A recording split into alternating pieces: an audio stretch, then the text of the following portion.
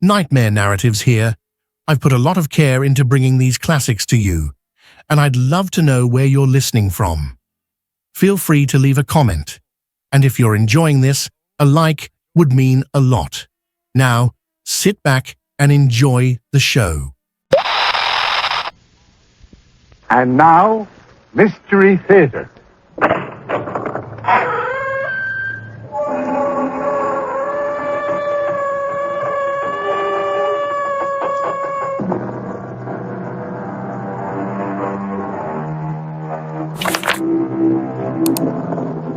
Come in. Welcome. I'm E.G. Marshall. Welcome to the world of terrifying imagination. The fear you can hear. No breath of it yet as we begin our tale and meet Stephen and Simon Fairley. The occasion is solemn, as death should be.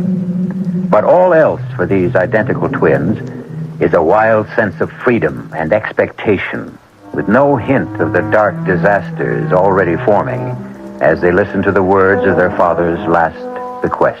And that the whole of my estate shall be disposed of as follows. To Stephen Fairley, my firstborn son, I leave all my worldly goods in entirety. Well, thanks a hunk for nothing, dear old Dad. There is a clause that refers to you, Simon. Then let's hear it. To my second-born, Simon, I leave only advice. Mend your ways.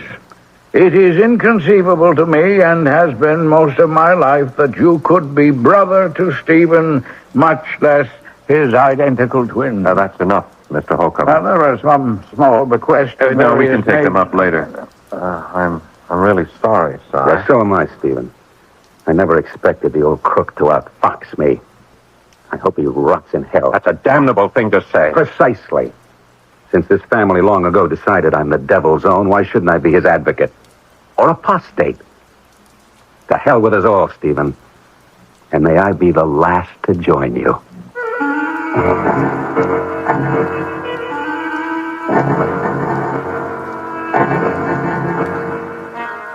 Our mystery drama, And Death Makes Even Stephen, was written especially for the Mystery Theater by Ian Martin and stars Michael Tolan and Paul Hecht.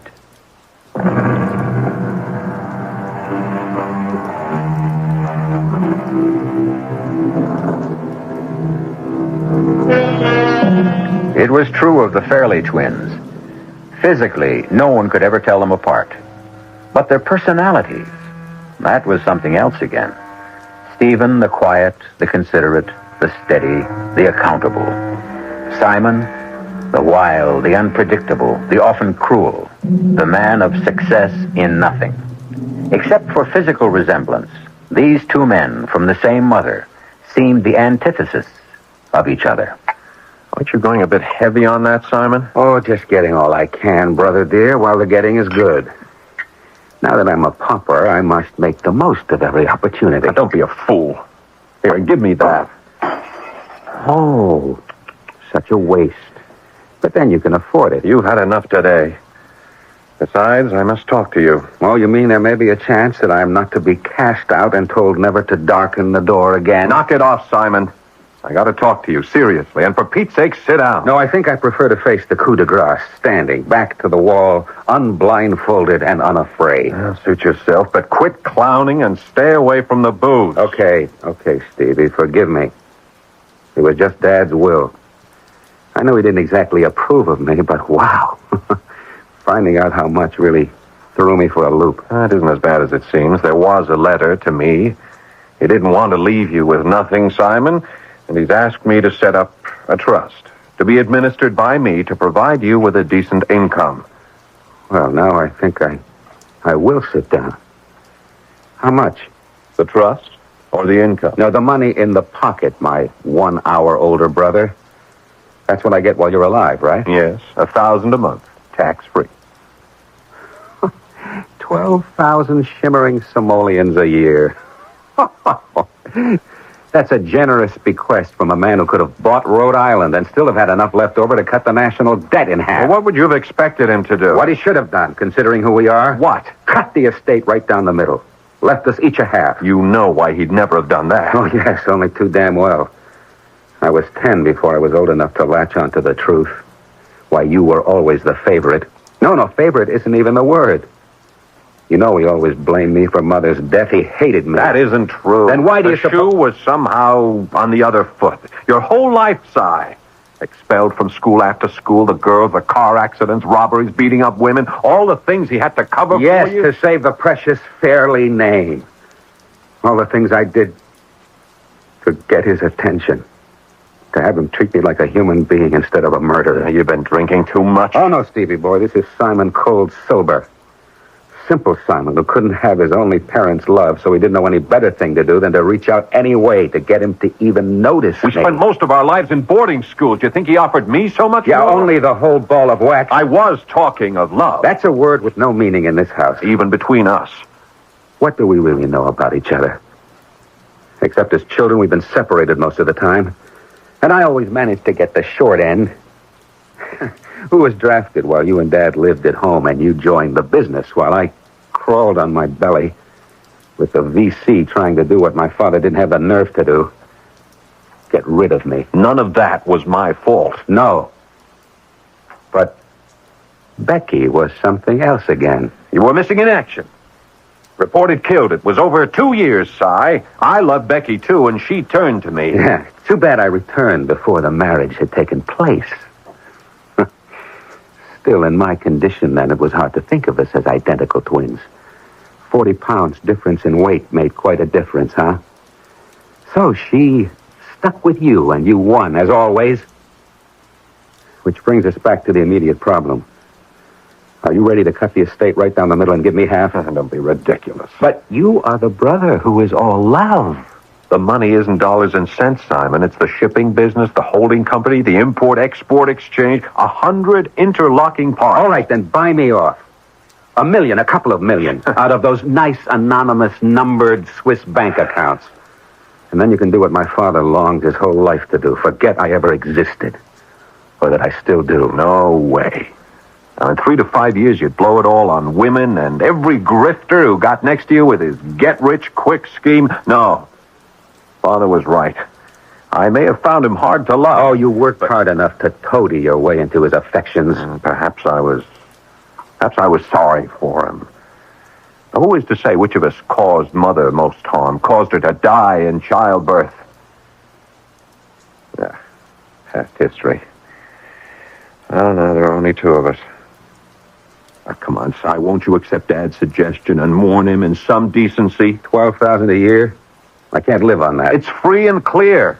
You have the house to live in, food, no living expenses. All right, suppose I accept. We'll make it all legal. The trust can revert to you, if you will, by your 35th birthday.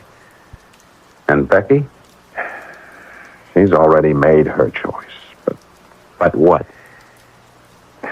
Well, since your unexpected return and Father's death have delayed our marriage, perhaps it's only fair.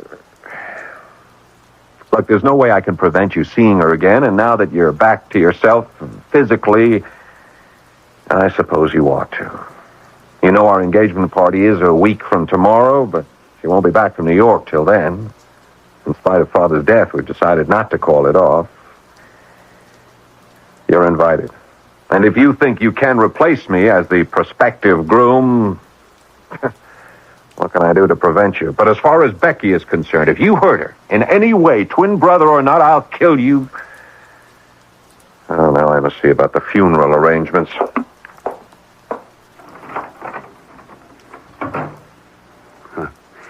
Not you, dear brother. I'm the one with everything to gain. If only I knew the way.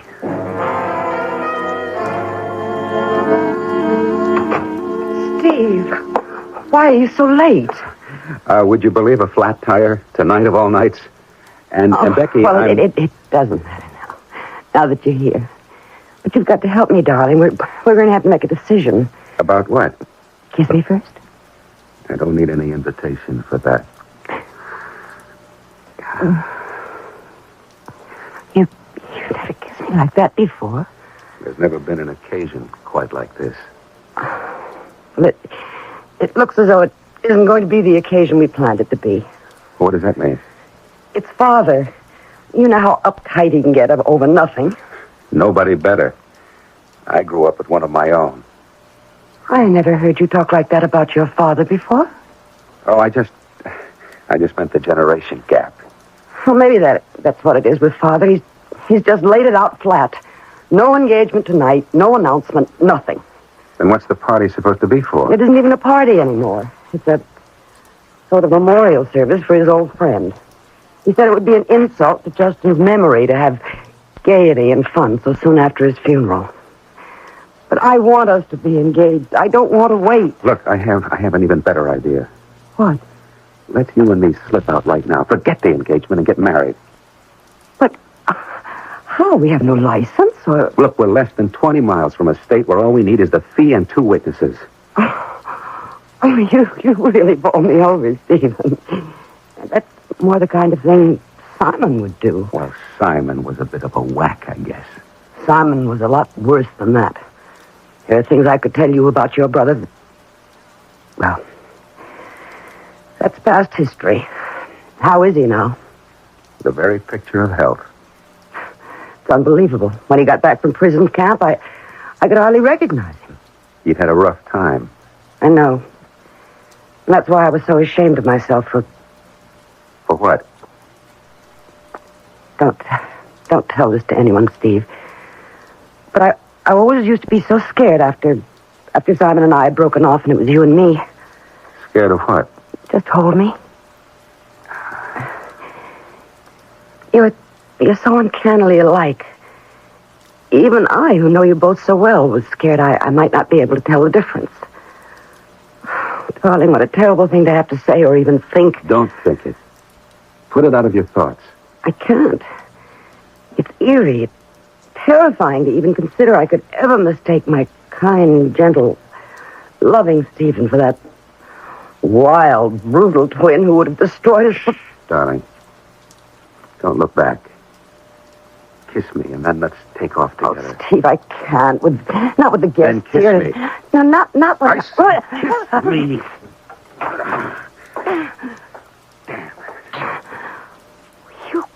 You're not Stephen. Stephen would never... Stephen. I've been looking for you everywhere, Becky. Oh, I wish you'd found me sooner. What's going on here? Well, it doesn't matter now that you're here. Seeing you together, there's no doubt, but apart... What is it? Look, if that lousy brother of Stephen, mine... don't be silly. He was just congratulating me. It's a little enthusiastic for just an engagement, wasn't it? I haven't told you the news yet, Stephen. It isn't our engagement we're announcing tonight. What? It's our wedding, and as soon as possible, unless you object. Of course not, but your father... You leave him to me. I'll arrange everything. You lead, I'll follow. When's the day? Just as fast as we can get the license. Like day after tomorrow, or the one after that at the latest.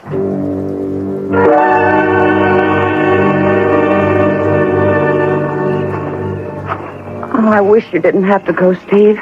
We should have been the party tail enders. I gotta get Simon home. He's practically out cold. Yeah. Come on, Simon. Come on, get in. Yeah, no, the driver's seat. You're in no condition to drive. Well, you're a lousy driver. I'm better at the wheel than you, drunk or sober. Now, would you get in the car? Yeah. He's out cold. I hope someone's up to help lug him up to bed. Well, good night, darling. Good night. Drive carefully. The fog coming up. Yeah, I will. Goodbye, my almost wife. Goodbye, my almost husband.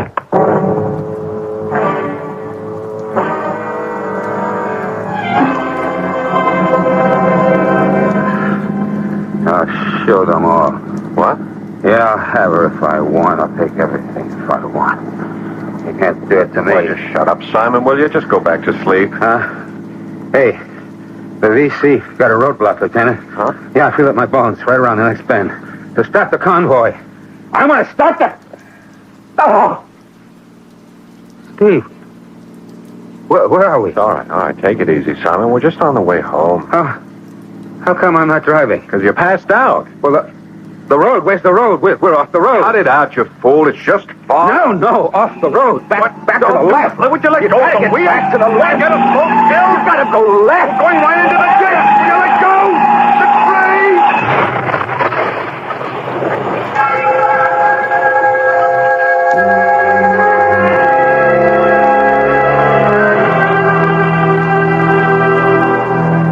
After the protesting scream of rubber, the quiet in the forest is a stillness so thick it could almost be touched. A rabbit stands frozen before flight.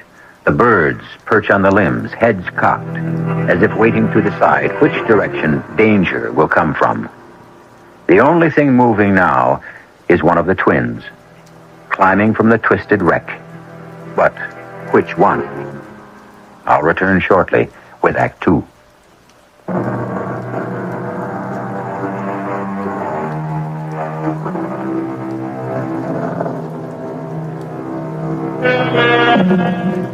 The birds have risen and are off in a whir of wings.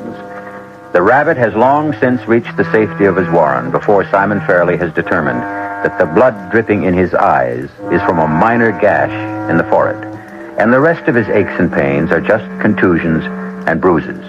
Only now does he go to look at his brother, pinned between the steering wheel and the seat cushion.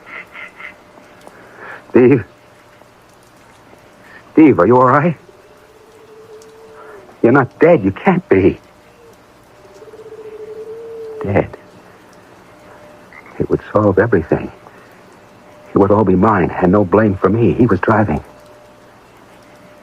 Steve, can you hear me? Damn, it's so difficult to get at your heart to hear. I can't feel any pulse. Dead. No more second-class citizen. I'd be number one at last. The house, the money, even... No, not Becky. She's beyond me. Unless I could get away with it. I already did before I got careless and Steve turned up. Yes, that's it. That's the way. Make an exchange. Just get Steve out of his seat into mine. The wheel hasn't got him pinned too tight. No. There. He's coming loose. That's it. There. It's gonna work. It's all going to be mine. What happened? Steve, you're alive. Yeah, I guess so. Oh, you're bleeding. Huh? Oh, I just cut my head a little. It's nothing. Oh, I can't get up. I think I sprained my ankle. Maybe broken it. Here, give me a hand, Si. Some sort of jagged rock under my back. Could you move it or help me up? Yeah, let me see. It's just a rock. Let me get rid of it and then... Get rid of it? Or use it? What are you waiting for? I'm not waiting any longer. Well, then, for the love of...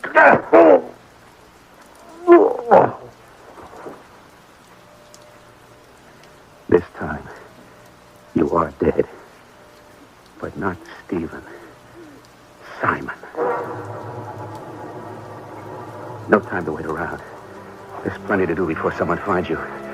Go around and break the windshield. No, not from the outside. The inside.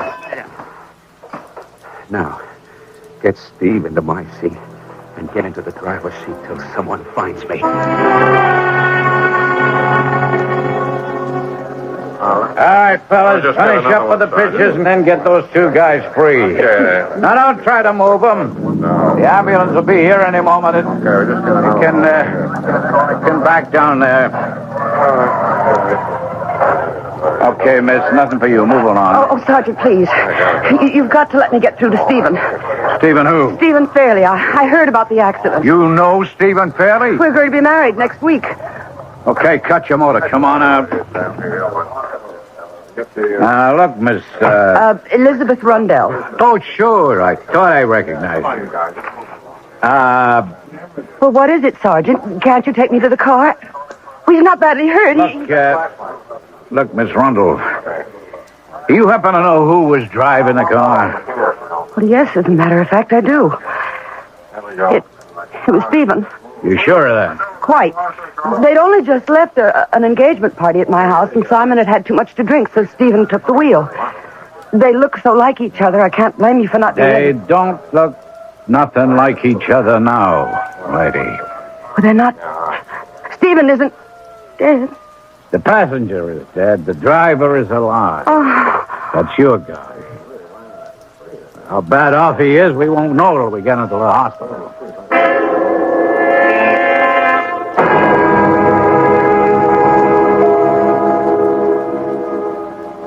Nurse?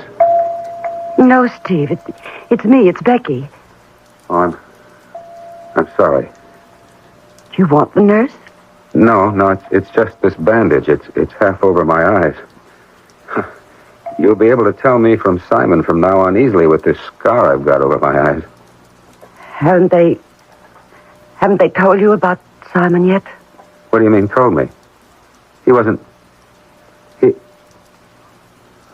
Oh, my God, now I remember. I was half out when they found me, but his head must have gone right through the windshield. Is he dead? Yes. That poor, foolish kid. It's all my fault. I should have put the seatbelt on him. Oh, darling, don't blame yourself. Just tell me what happened. It was the damn fog and Simon's drinking. I was taking it quite easy, but you know that big hollow on Hillsdale Road shortly after Gray's Corners? Mm-hmm. Well, just as we hit that, the fog was like a smoke screen. And at the same time, Simon woke up from some drunken dream about Vietnam and went crazy. He grabbed the steering wheel and threw us right off the road and into the tree before I had a chance to brake. The wheel and the seatbelt saved me. Although I did take a pretty good crack across the forehead, but Simon... Well, forget about that now, dear. It's over and done with. Just let's get you well. Oh, I'm fine, Becky. I've gotten a clean bill of health. Nothing broken, just a few bruises and a little embroidery above my eyes. You think you can manage a slightly piebald groom with a bandage headband? Oh, now look, Steve, we can't have the wedding as we planned it now. Why not? Well, how would it look? I don't care how it looks. It was my father and brother, and there was little love lost among us. I can tell you the truth now, dear. But I thought you and your father... My father was a hard man. Selfish, domineering, insensitive. He was more like a machine than a man. He was proud of me not because I was his son, but because I was his heir.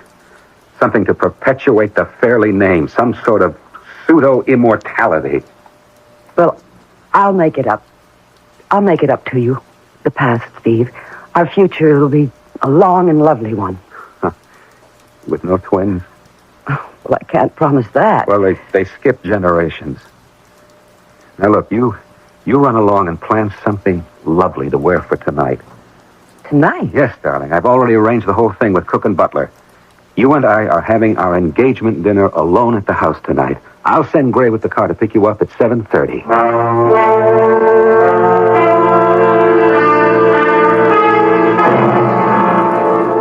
And please forgive me for troubling you with affairs of state, so to speak, the very day you're out of the hospital. That's all right, Mr. Holcomb, but I am a little short of time. Yes, of course, by all means. Now, what I need is a number of signatures from you. Signatures? No, just some legal papers and certain certified checks which can't wait. Damn. Well, look, you'll have to give me a day or so until they can take the bandage off this right hand of mine. I can't sign anything until they do. Oh, my apologies, of course. I hadn't realized, of course, everything can be delayed.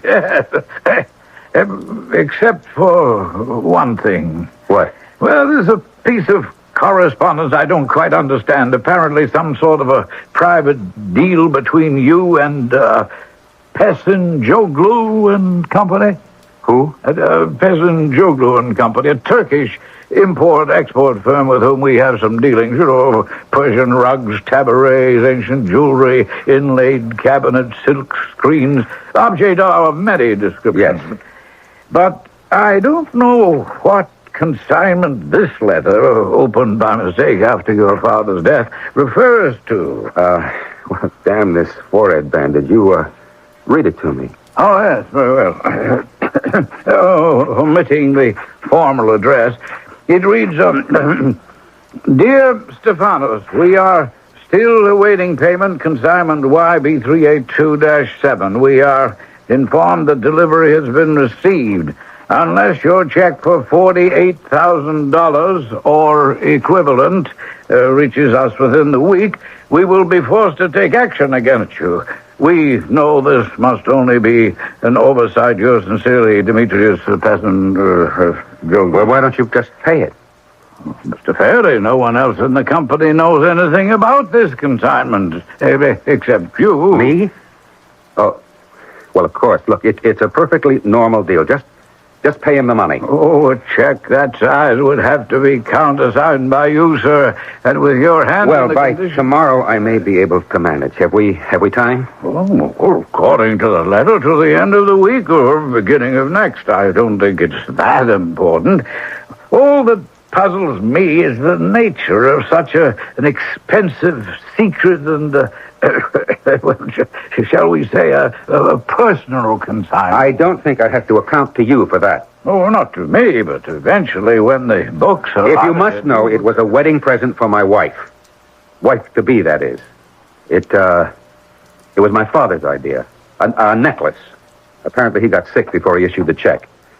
Is there any reason why I can't close this matter? Oh, no, not at all. Everything is yours now, Stephen, eh? Well, now, I mustn't delay you. You will be postponing the wedding this Saturday, I suppose. No. Well, but there's scarcely time for your brother's funeral. It was Simon's desire to be cremated. It's already been done. There will be no funeral. Ah, I see. Perhaps you're right, Stephen. There's been enough sorrow for you in the past few days. You have a right to some happiness. That briefcase is very heavy. I'll carry it to your car for you. Well, perhaps it's better I leave it here. Then you can sign at your leisure. Good idea. And now, Oh, yes. Now, of course, I must be off. Well, I expect you'll be taking a honeymoon, you and Becky. So we won't be seeing you at the office for quite a while. No, not for quite a while. Here you are, Mr. Holcomb. Let me help you in. Thank you. Now, call me as soon as you're ready with those signatures. The signature. I better get up to Steve's room and start learning to copy it. And what the devil is that business with the twig? I've got to get away from here fast. There are too many things I don't know about Steve. Everything's working too well to make any mistakes now. I guess I have time to go through Steve's desk before I have to get dressed. Damn, it's locked. Naturally, Simon. Among your other unpleasant characteristics, you've always been a sneaky little snoop. Steve! Not exactly in the flesh, of course, thanks to you, but Steve just the same. We're something rather special, you and I. Even though you've somewhat altered my appearance, I am still your twin.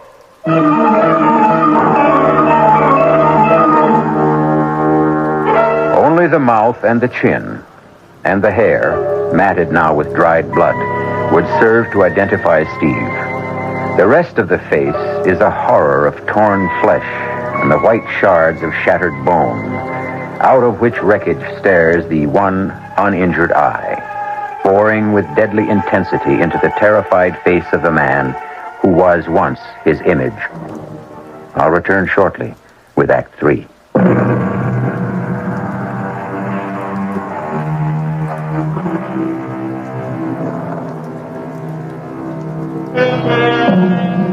Frozen with fear and fascinated by that single hypnotizing eye, Simon is forced for what seems an eternity to focus on his twin's ruined face, the mocking smile and the white, even teeth. A ghastly contrast which multiplies the horror of the broken skull above them. At last, with a supreme effort, he tears his eyes away to find himself staring at the reflection of his own countenance in the mirror above the desk. No. Oh, God, no. Don't cover your face, little brother. Leave me at least with a memory of how I once looked. You're dead. Cremated. You can't be here. As I said, not in the flesh, but we are hatched from the same egg, Simon. You can't get rid of me so easily. I shall always be with you, in spirit, shall we say? No. No, leave me alone. I will. When it serves me. Or you. Steve, I didn't mean to. Of course you did. I might possibly have done the same if our positions had been reversed. What? You have a lot to learn about me, little brother, which you would have in time. To avoid breaking open my desk, let me offer you the key. Steve, I can't rummage through your things now. The key. Take it. Why not? And since time is short before the dinner, I'll even help you understand a little better. Open the desk. Yeah, the left-hand pigeonholes are a false front. No, here. Let me. There are all my secrets. Now, while you read them, I'll tell you about the most important items. But why are you helping me? Because I want you quite as thoroughly damned as I am. I'll make it brief, as you read. Now, Demetrios is in the drug business. For years, I have used Father's impeccably accredited import firm to cover for deliveries. You in drugs? You'll find the evidence in the papers you're leafing through. Wicked Simon, the black sheep. Stupid Simon, really. We were twins in more than the outward look, believe me. The difference was that you didn't have enough sense to bury your faults. I was smart enough to keep them covered up, but not smart enough to realize you had as little scruples as I had when it came to the point. All right, so you lost. Why not let me have my innings now? Why not? I'll even be of help. Until you have studied my signature enough to mask it, I'll even sign your papers for you. Don't worry, the hand that guides the pen may be of the spirit world, but the pen and ink are finite enough. Go on. Get ready for romance. This letter that came from your Demetrios, shall I pay this? Let me see. Oh, that double-dealing crook. Nah, don't pay him a cent. I've already made arrangements so that he will be paid in full. Yeah, forget it. And you? I will not be so easy to forget, dear twin brother. We are bound together by special hoops of steel. As long as I haunt this house, I shall be unavoidably hard to escape. Well, go on. It's time for you to be all that Becky expects of me. Of you? Aren't I what you hope to become?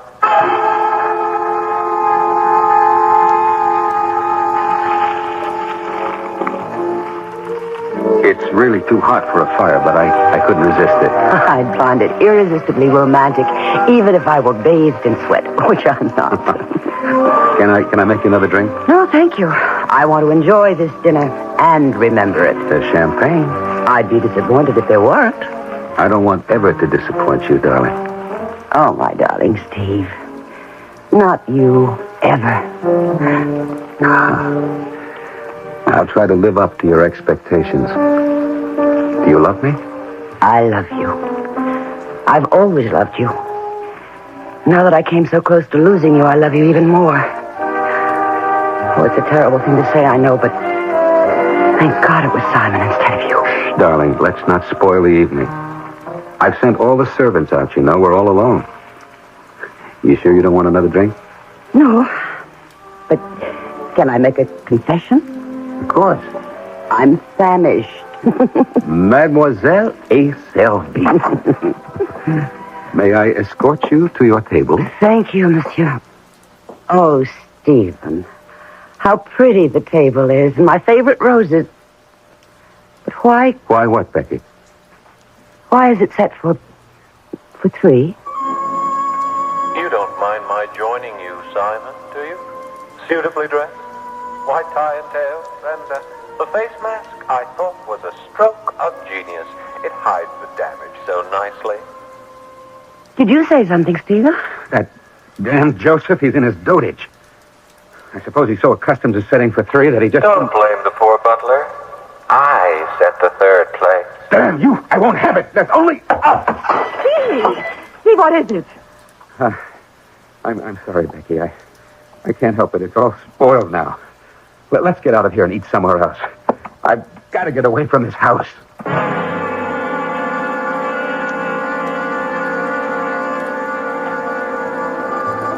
Steve, you're not eating a thing. I'm sorry, Becky.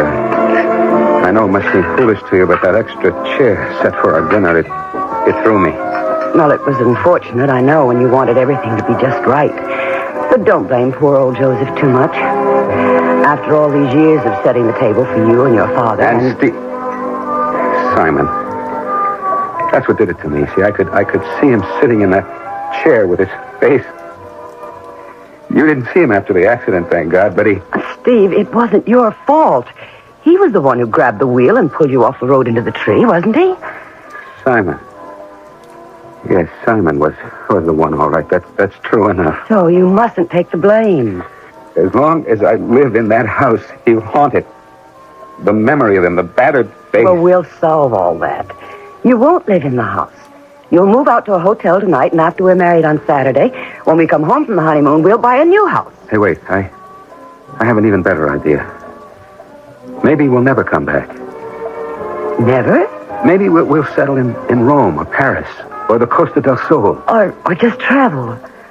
I've always wanted to see Mont Saint-Michel and the Tivoli and Taj Mahal. That's my girl. That's what we'll do. Free souls with never a look behind. Becky, we've got it made, you and me. From here on in.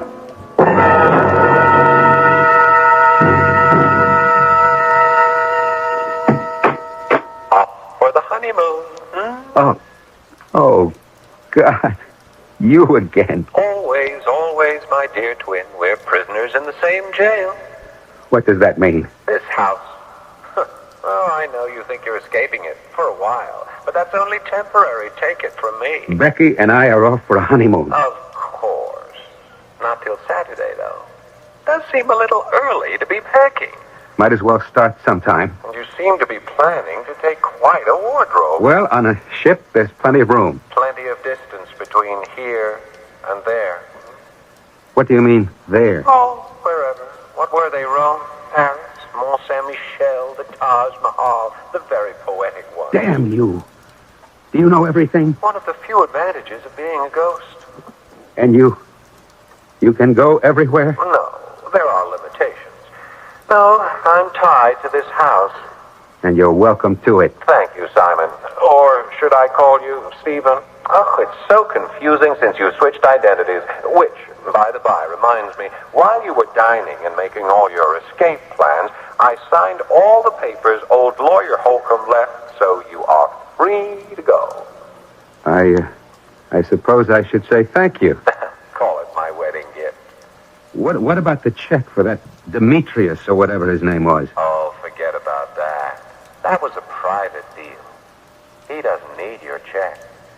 Other arrangements have been made to satisfy that debt, believe me. So, this, as the word goes, is goodbye. Yes. I'm sorry I won't be able to attend the wedding and give the bride away. I never intend to come near this house again. Pity. I'm afraid you're going to be disappointed.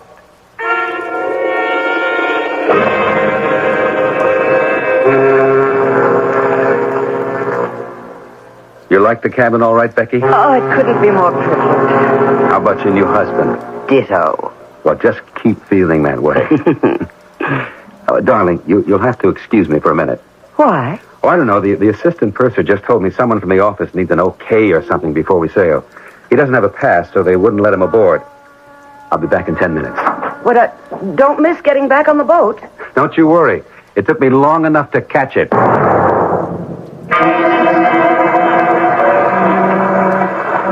Mr. Hood? Yeah? You from Fairley Company and Sons? Yeah, right. You, Stephen Fairley? Yes. Good, I got a message from you from my boss. Can we step over here to my car? Well, the boat's too near sailing. You just tell me here. At the car. Now just play it real cool, Mr. Fairley, and don't make any sudden moves. The jab you feel is the muzzle of a short-barreled .38. Okay, shall we step over to the car?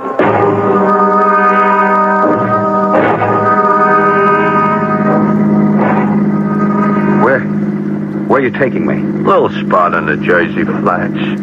Ain't exactly quicksand, but you'd be surprised how fast that slime sucks up a body that ain't moving. You're not going to kill me. You know, dope is a funny game. Using your business as a front was a great way for us to get the stuff in. But when you try the old double O on Mr. P, that was crazy, Stephen. Well, look, you don't understand. I'm not Stephen. What? Stephen is dead. I'm Simon. I had nothing to do with this. Sure. See, no, look, when we had the automobile accident, all I did was change places. Sure. I mean, Stephen was driving and I was... Oh, for God's sake, look, I just got married. My wife is... Please, you've got to listen! Okay. Dump him in the swamp and let's get out of here, Giorgio. Well, here we are, Simon. Back home again. Table set for two this time. That's all there is. The rest are gone. Just you and me. I know how it feels. But you might as well face it. Eternity is such a long time. And since we were twins, it seemed a shame that Simon was alive and Stephen dead. This way, I'm still dead. But even Stephen.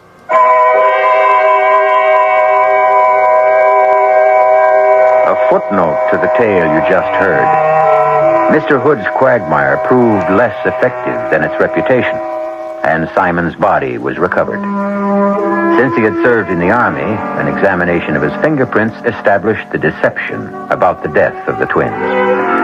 The tangled result of the estate is unimportant, since there was no heir.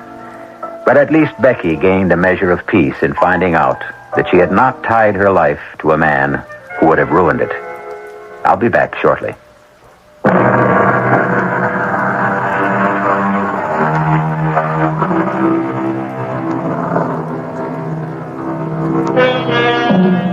Whenever the dead try to control the living, the seeds of disaster are sown. At the beginning of our tale, Justine Fairley lay in his bed, whitened with the wax of death, his stubborn mind at peace with the thought that he had settled the future of his twin sons. Sic transit gloria mundi, so passed the triumphs of this world. He could no more control the accident of their birth than he could their deaths. Our cast included Michael Tolan, Paul Hecht, Joan Lovejoy, and Ian Martin. The entire production was under the direction of Hyman Brown. This is E.G. Marshall inviting you to return to our Mystery Theater for another adventure in the macabre. Until next time, pleasant dreams.